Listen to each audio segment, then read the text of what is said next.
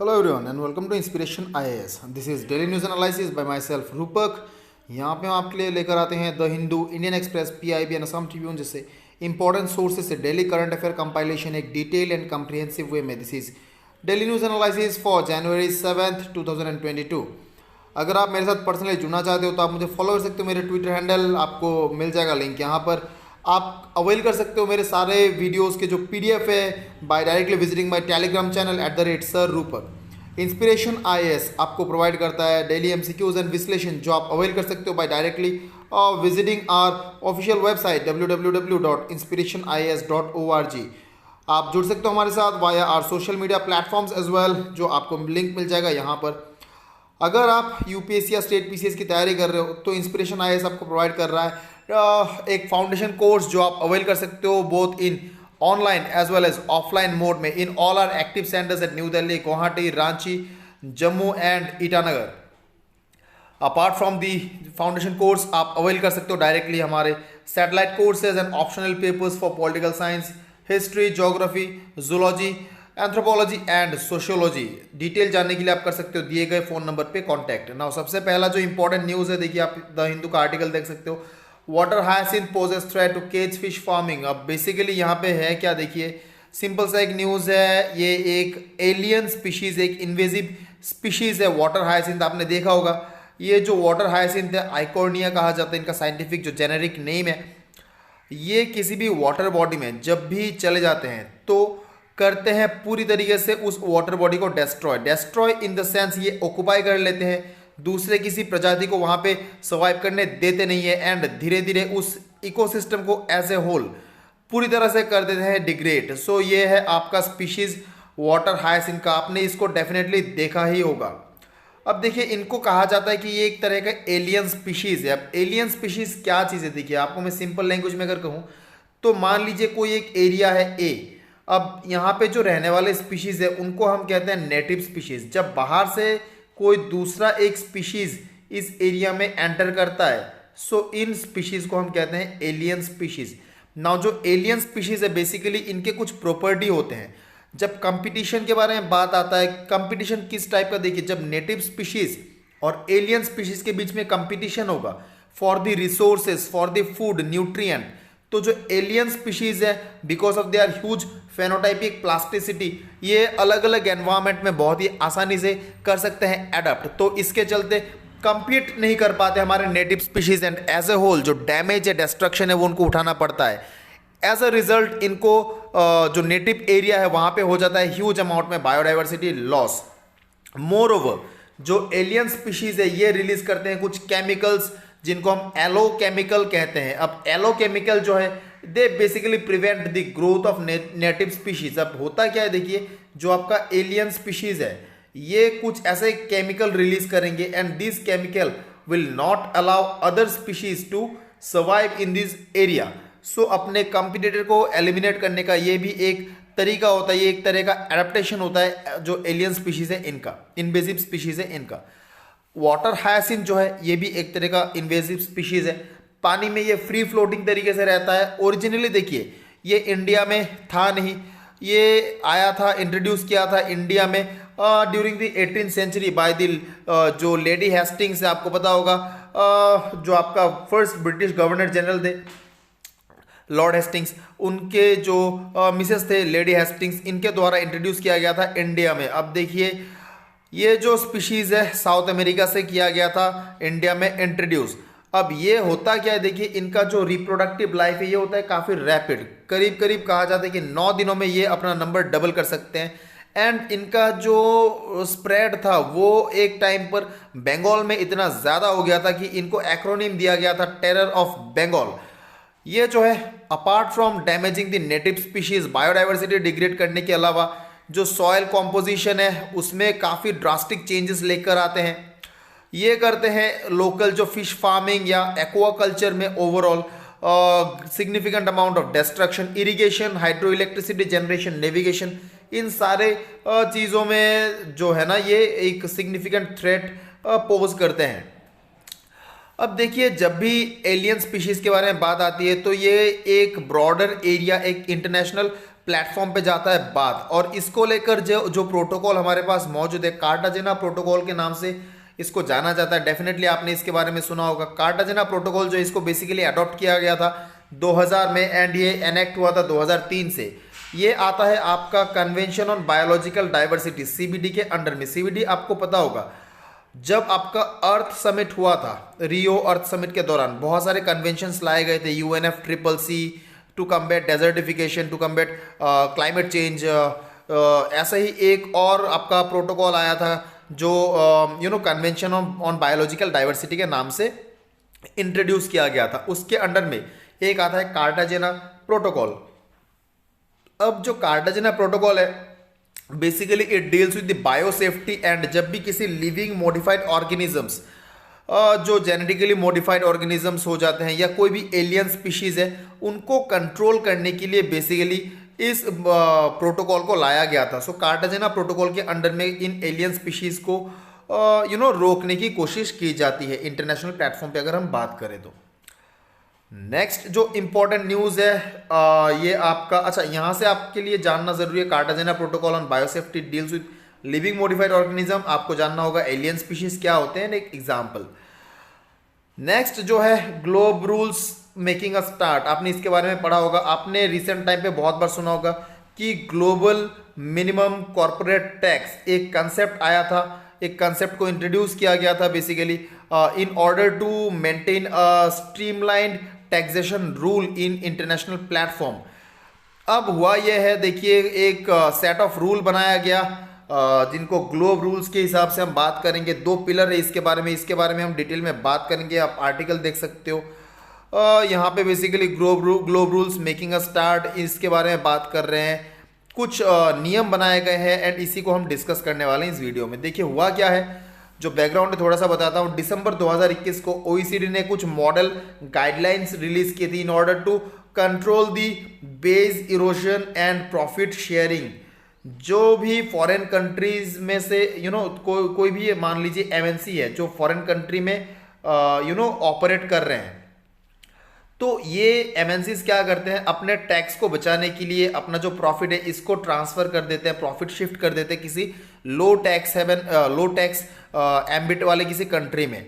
तो ऐसे में ये सिग्निफिकेंट अमाउंट ऑफ रेवेन्यू जो है लॉस होता है इससे डोमेस्टिक कंट्री का, जहां पे ये MNC ऑपरेट करते हैं। तो इसी को डील करने के लिए आपका कुछ मॉडल रूल्स बनाया गया था जो कि काम करते हैं अंडर 2 पिलर्स। सबसे पहला तो मार्केट जुरिस्डिक्शन जो है वो डोमेस्टिक टेरिटरी, डोमेस्टिक जो कंट्री है या कंट्री ऑफ जहाँ पे ये ऑपरेट करते हैं MNCs, इनको एक मार्केट जुरिस्डिक्शन दिया जाएगा, टैक्सेशन राइट दिया जाएगा, आप कह सकते हो। दूसरी बात, एक ग्लोबल मिनिमम टैक्सेशन होना चाहिए ऑफ 15%। अब इसको मैं समझाऊंगा आपको डिटेल में, लेकिन इससे पहले जो मेन प्रिंसिपल्स है ग्लोबल मिनिमम टैक्सेशन का, ये होगा income inclusion principle, under tax payment rule and subject to taxation rule. अब ये बेसिकली टॉपअप मैकेनिज्म है। टॉपअप मैकेनिज्म को मैं आपको यहाँ पे समझाता हूँ। देखिए मान लीजिए कोई भी एक कंट्री है, कोई भी एक MNC है, मल्टीनेशनल कंपनी है XYZ जो कि रजिस्टर्ड है कंट्री A में, और ये ऑपरेट कर रहे हैं कंट्री B में। कंट्री B में जो टैक्स रेट है वो मान लीजिए अभी 8.5% का है। अब ग्लोबल मिनिमम रूल के हिसाब से जो टॉपअप टैक्सेशन होगा यहाँ पर, क्योंकि ये 6.5% कम दे रहे हैं 15% के कंपेरिजन में, तो इनको ये 6.5% रूल देना होगा कंट्री ऑफ, जो 6.5% का टैक्स है ये इनको भरना पड़ेगा अपने कंट्री ऑफ ओरिजिन में। मतलब एनी हाउ आपको 15% टैक्स भरना है आप अगर एक MNC आप ऑपरेट कर रहे हो तो। दूसरा जो यहाँ पे बात है, मान लीजिए ये जो कंट्री है ये चाहते हैं कि ये 15% मिनिमम एक टैक्सेशन लगाए। सो डेफिनेटली ये भी अपने डोमेस्टिक टेरिटरी में इनके पास अथॉरिटी रहेगा कि 15% मिनिमम ये टैक्स लगा सकते हैं कोई भी फॉरेन MNC के ऊपर। सो ये होता है आपका टॉप अप टैक्सेशन का concept, and this is what global minimum corporate tax is all about. अब इससे होगा क्या, देखिए अब इससे फायदा ये होगा कि जो आपका एक ग्लोबल प्लेटफॉर्म पे एक स्ट्रीमलाइन फ्लो रहेगा टैक्सेशन के बारे में, ओवरऑल रेवेन्यू जनरेट करेगा। जब भी कोई MNC और 750 मिलियन यूरोज या फिर आप कह सकते हो उससे ज़्यादा रेवेन्यू अर्न कर रहे होंगे, तो उनको 15% तक का मिनिमम एक टैक्स पे करना पड़ेगा। So it will generate a good amount of tax revenue. एक कोऑर्डिनेटेड सिस्टम होगा जहां पे इंटरनेशनल प्लेटफॉर्म पे जो अलग अलग कंट्रीज है कोऑर्डिनेटेड अप्रोच के जरिए डील करेंगे, ऑपरेट करेंगे, एंड इससे जो लिटिगेशन के केसेस है वो भी काफ़ी हद तक कम हो जाएंगे। मोर ओवर जो टॉप अप टैक्सेशन है इसके चलते जो अगेन लिटिगेशन तो एक कम होगा ही, मोर ओवर जो जुरिस्डिक्शन बेसिस है उनके ऊपर बेस करके 15% का एक मिनिमम टैक्स एनीवे किसी भी कंपनी को पे करना होगा, किसी भी एमएनसी को पे करना होगा। अब जो टाइमलाइन रहा है देखिए ग्लोबल मिनिमम टैक्सेशन का, ये नवंबर 2019 में इंट्रोड्यूस किया गया था कंसेप्ट बाय ओईसीडी पब्लिकेशन। 2021 तक पर्टिकुलरली अगर मैं कहूँ तो G7 of course and Joe Biden है प्रेसिडेंट ऑफ अमेरिका, इन्होंने काफ़ी पुश किया इसके लिए। पर्टिकुलरली जो यूरोपियन नेशंस एंड अमेरिका है ये काफ़ी पुश कर रहे हैं इसके लिए। इसका जो इम्प्लीमेंटेशन टाइम फ्रेम रखा जा रहा है, माना जा रहा है कि 2023 तक इसको इम्प्लीमेंट किया जाएगा। सो काफ़ी आप कह सकते हो सिग्निफिकेंट रिफॉर्म है, इससे ओवरऑल लिटिगेशन के स्कोप कम होंगे। पर्टिकुलरली अगर मैं बात करूं इंडिया जैसे कंट्री जहां पे फॉरेन डेस्टिनेशन जो एफडीआई है, एमएनसीज है, काफ़ी ज़्यादा आते हैं, काफ़ी मात्रा में आते हैं, यहाँ पे डील करते हैं, बिजनेस करते हैं, तो इंडिया जैसे कंट्री के लिए ये होने वाला है काफ़ी एक इंपॉर्टेंट रिफॉर्म, पर्टिकुलरली लिटिगेशन को रिड्यूस करने के लिए। एंड दूसरी बात जो टैक्स रेवेन्यू है काफ़ी सिग्निफिकेंट अमाउंट में होगा जनरेट। अब देखिए सब कुछ इसमें सही है, लेकिन इसमें कुछ चैलेंजेस है, जैसे कि जो गाइडलाइन जो टाइमलाइन रखा गया 2023 तक का, माना जा रहा है काफ़ी ज़्यादा एम्बिशियस है। इतने कम टाइम फ्रेम में जो डोमेस्टिक लॉ है इनमें अमेंडमेंट लाना, चेंज लाना, क्या ये पॉसिबल होगा?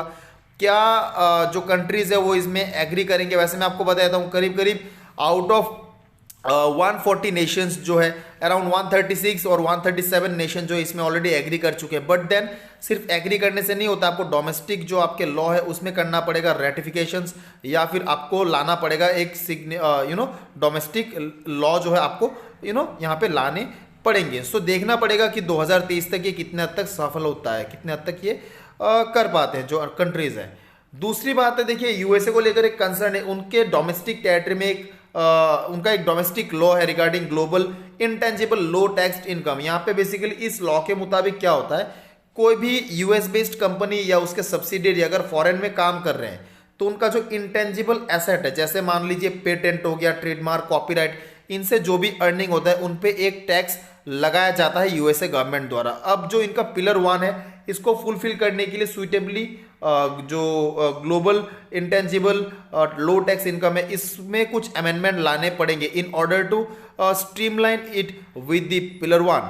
अब देखना पड़ेगा कि जो यूएसए वो कितना हद तक इसको स्ट्रीमलाइन कर पाते हैं, कब तक ये अपने लॉ में चेंजेस ला पाते हैं। इंडिया में पर्टिकुलरली अगर बात करें तो जो टाइम फ्रेम रखा गया इसके अंडर में, क्योंकि इंडिया में करंटली एज सच कोई गाइडलाइन है नहीं, देखना पड़ेगा कि कितने टाइम के अंदर इंडिया जो इम्प्लीमेंट कर पाते हैं। और एक और चैलेंज यहाँ पर है, देखिए बेसिकली जो यूएसए है अगर ये पिलर 1 को फुलफिल करते हैं, मतलब इनका जो ये इंटेंजिबल लो टैक्स इनकम वाला जो रूल है इसमें अगर वो चेंजेस करते हैं तभी जाके माना जा रहा है कि जो बाकी डेवलपिंग कंट्रीज है वो सेकंड पिलर यानी कि 15% का जो टैक्स एम्बिट है इसको एक्सेप्ट कर पाएंगे। सो देखना पड़ेगा कि कितने जल्दी इसको इम्प्लीमेंटेशन में लाया जाता है। वे फॉरवर्ड क्या है, सबसे पहली बात है देखिए कंट्रीज को समझना पड़ेगा हम एक मल्टीलैटरलिज्म की तरफ मूव कर रहे हैं। इनफैक्ट जो करंट ग्लोबल इकोनॉमी है वो एक तरीके से डिजिटल मीडियम के जरिए ये बंधा हुआ है, तो यहाँ पे आपको एक स्ट्रीमलाइन टैक्सेशन एम्बिट रखना जरूरी है in order to maintain steady flow या फिर आप कह सकते हो जो लिटिगेशन है उसको कम करने के लिए। दूसरी बात है डोमेस्टिक लॉ जो है इनको सुइटेबली एक टाइम फ्रेम के अंडर में आपको अमेंड करना पड़ेगा। एंड ऑफ कोर्स डिपेंड करेगा कि यूएसए जो है कितने कम टाइम के अंदर अपने डोमेस्टिक लॉज में चेंजेस लाते हैं। नेक्स्ट जो यहाँ पे न्यूज़ हम बात करेंगे एक्वामिशन, इसके बारे में आपने रिसेंटली पढ़ा होगा। बेसिकली हुआ क्या है, एक्वामिशन का मीनिंग मैं आपको बताता हूँ न्यूज़ में जाने से पहले। ये आता है एक्वाटिक क्रीमेशन के से मिला हुआ, एक्वाटिक एंड क्रीमेशन ये दो वर्ड से मिला हुआ एक वर्ड यहाँ पे इंट्रोड्यूस किया गया है एक्वामेशन। बेसिकली होता क्या है देखिए, नॉर्मली जब भी कोई डेड बॉडी होता है उसको आप क्या करते हो, इधर आप जला देते हो या फिर दफनाते हो। क्रीमेशन करने का जो तरीका होता है यहाँ पे बेसिकली इसका एक ग्रीन ऑल्टरनेटिव निकाला गया है जिसको एक्वामेशन माना जा रहा है। यहाँ पे बेसिकली करते क्या है, वाटर मीडियम में, एल्कली मीडियम में वाटर के जरिए एंड टेम्परेचर के मदद से किसी भी डेड बॉडी को किया जाता है डिकम्पोज या फिर आप कह सकते हो क्रीमेशन किया जाता है। अब इसको एक ट्रेडिशनल जो क्रीमेशन है उसका एक ग्रीन ऑल्टरनेटिव कहा जा रहा है, क्योंकि नॉर्मली ट्रेडिशनल जो आपका क्रीमेशन होता है उसमें काफ़ी सिग्निफिकेंट अमाउंट में जो डेड बॉडी है ऑर्गेनिक डिकम्पोजिशन की वजह से मीथेन वगैरह रिलीज होता है, जो कि एनवायरमेंटल पोल्यूशन में करते हैं हेल्प। अब इसके ज़रिए एक्वामेशन के ज़रिए जो पोल्यूशन के चांसेस है उसको बहुत हद तक कम कर दिया जाएगा। आप कह सकते हो ना के बराबर होगा पोल्यूशन। तो आप देख सकते हो बेसिकली न्यूज़ में क्यों है, क्योंकि रिसेंटली डेस्मोंड टुटू जो कि एक बहुत ही सिग्निफिकेंट फिगर है, ये रह चुके थे आर्की बिशप, ये अफ्रीका से, साउथ अफ्रीका से बिलोंग करते हैं बेसिकली। एंड एंटी अपार्थाइड जो मूवमेंट हुआ था अफ्रीका में, वहाँ पे उस दौरान काफ़ी सिग्निफिकेंट रोल रहा उनका। ह्यूमन राइट्स एक्टिविस्ट भी थे, एनवायरमेंटलिस्ट थे, एंड इनके जो कंट्रीब्यूशन था ड्यूरिंग द अपार्थाइड मूवमेंट, इसके चलते 1984 में इनको नोबेल प्राइज से भी नवाजा गया था। सो इन्हीं का जो लाइफस्टाइल है इसको देखते हुए, इनका जो एनवायरनमेंट के लिए जो इनका एक थ्रू आउट हिज लाइफ उनका जो जर्नी रहा है उसी को मद्देनज़र रखते हुए यहाँ पे उनके डेड बॉडी को, इनफैक्ट ये उनका खुद का चॉइस भी था, किया गया है एक्वामेशन। एक्वामेशन में होता क्या है, देखिए ये भी एक क्रीमेशन प्रोसेस जैसे मैंने आपको बताया है। इसमें एक वाटर मीडियम में जो एल्कली, स्ट्रॉन्ग एल्कली मीडियम इसमें रखा जाता है। एक स्टेनलेस सिलेंडर होता है, एक स्टेनलेस स्टील का एक केज होता है जहाँ पे धीरे धीरे वाटर फ्लो किया जाता है। मीडियम जो रखा जाता है इसका एल्कली, एंड इसको करीब 150 डिग्री सेल्सियस तक किया जाता है हीट। अब ऐसे में क्या होता है कि जो डेड बॉडी है, जो बॉडी है, वो धीरे धीरे डिकम्पोज होने लगता है। इनफैक्ट आपका जो बोन है या जेनेटिक मटेरियल डीएनए वगैरह हो गया, ये भी हो जाते हैं धीरे धीरे डिकम्पोज, एंड कोई भी टिश्यू जो है वो इसमें बचता नहीं है। सो एक ग्रीन ऑल्टरनेटिव है, and the good thing about aquamation is that इसमें पोल्यूशन के चांसेस होते हैं ना के बराबर। सो यहाँ पे डिटेल प्रोसेस दिया जाता है। ये एक स्टेनलेस स्टील का एक चैम्बर होता है, एंड इसी के अंडर में जो बॉडी है उसको किया जाता है डिकम्पोज। सो ये होता है एक्वामेशन, इसके जरिए बॉडी को किया जाता है क्रीमेट। ये है इस वीडियो का total analysis. I hope this is very much clear for you, and once again thank you very much, thanks a lot.